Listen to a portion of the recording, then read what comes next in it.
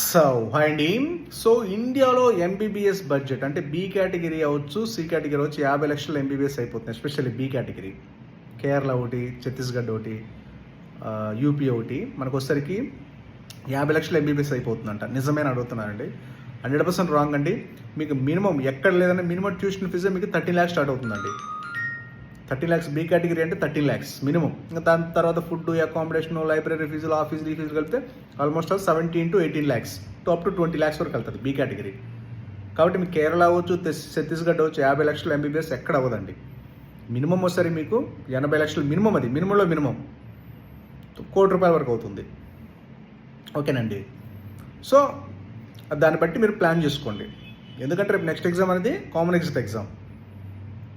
So మీకు రేపు next exam రాస్తేనే మీకు ఎంబీబీఎస్ సర్టిఫికేట్ వస్తుంది. అదర్వైజ్ సర్టిఫికేట్ రాదు. కాబట్టి సెలెక్ట్ చేసుకున్న యూనివర్సిటీ అనేది చాలా జాగ్రత్తగా సెలెక్ట్ చేసుకోవాలి. ఓకేనండి.